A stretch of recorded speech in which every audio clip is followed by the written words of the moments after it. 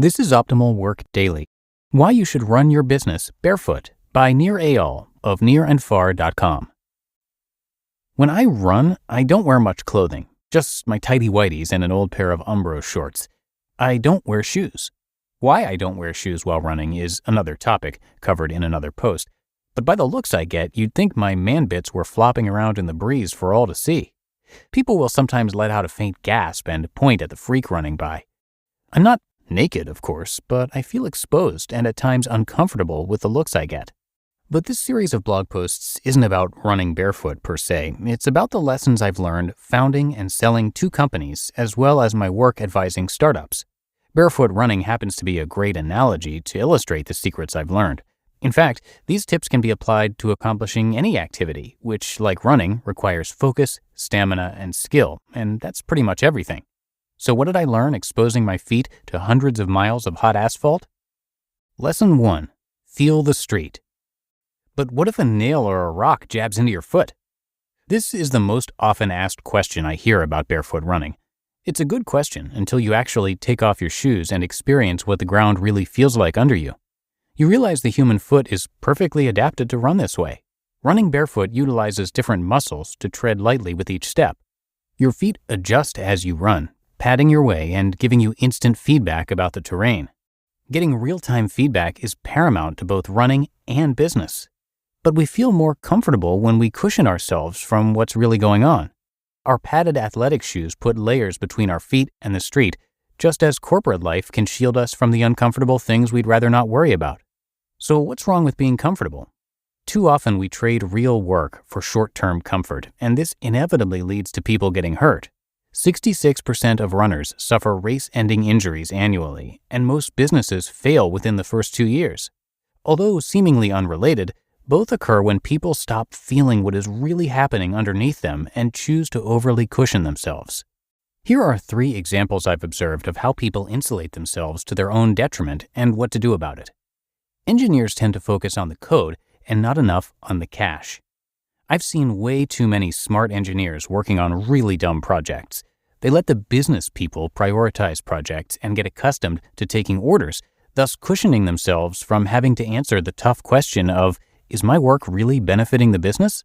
By padding themselves from answering tough business questions, they are complicit in allowing management to waste precious time and resources. If you're an engineer, it's time to get out of your text editor and onto the street. Ask the tough questions to understand the business model, market size, and strategy of your company. Most importantly, get out and meet your customers. Really go talk to them. If you are at a B2B company, insist on going to a sales presentation. If you work in consumer internet, get out of the building and talk to some real live users yourself. Get to know what the customer really cares about. It may not be what you expect or what you've been told by your product owner. You may prefer to stay at your desk and that you think of yourself as an introvert, but that's no excuse. By getting outside the building and really feeling your customer's pain, you'll know if your company is actually making something people want, as well as discover innovations you never considered before.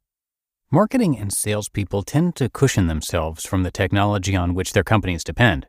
Too often, they have not invested the time to understand how their technology really works.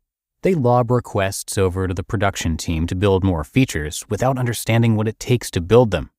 If you think of yourself as a business guy or gal and you work at a company that relies on technology, learn some freaking code already. At least understand the basic mechanics of how your products work enough to be able to recommend how to improve them. By relying on your engineers to cushion you, and without a rudimentary understanding of the technology, you won't know if that killer technical capability you've been touting in your presentation actually matters to anyone. When you learn the technology, you'll be able to do more than demand features. You'll know how to build them for yourself, increasing your responsiveness to customers' demands and finding opportunities you never saw before. Finally, entrepreneurs cushion themselves when they focus on distractions and tactics, which actually have no impact on what really matters to their business. Entrepreneurs are better served focusing on the road under their feet, the uncomfortable stuff you know matters most. Asking the question, do people love my product? And dealing with the potentially uncomfortable answer is all that matters. 2 huge distractions that cushion entrepreneurs from having to do real work are business development and fundraising. I see too many small companies spending time entertaining calls from big companies looking for partnerships. More times than not, partnerships with big companies waste time and produce few results. Instead, focus on your own users and their needs. If you're a small startup talking with a big company before you've reached product market fit, you're just serving the need of the person at the big company to look busy. Raising capital is another area where entrepreneurs get sucked into a time-wasting vortex. Sure, capital is often needed for growth, but many entrepreneurs see raising money as a sign of validation and pursue it way too soon. They think, if investors give me money, it means I must be right. Wrong.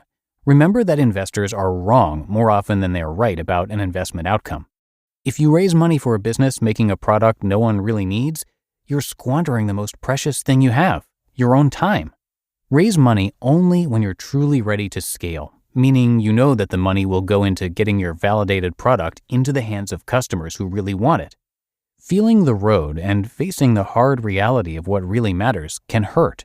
But by being close to what matters, namely your customers on the street, you build stamina, better judgment, and skill. It's only by listening to the street that you will know if you're heading in the right direction. You just listened to the post titled, Why You Should Run Your Business Barefoot by Nir Eyal of nirandfar.com. When it comes to hiring, don't go searching for the one. Just meet your match with Indeed. Indeed is your matching and hiring platform with over 350 million global monthly visitors and a matching engine that helps you find quality candidates fast. Ditch the busy work. Use Indeed for scheduling, screening, and messaging. 93% of employers agree. Indeed delivers the highest quality matches compared to other job sites. And one of the things I really love about Indeed is that it filters out those incompatible applicants. So when you're hiring, the process is much faster and you only have to consider applicants that are already likely to be a great fit. And listeners of this show will get a $75 sponsored job credit to get your jobs more visibility at Indeed.com/startup.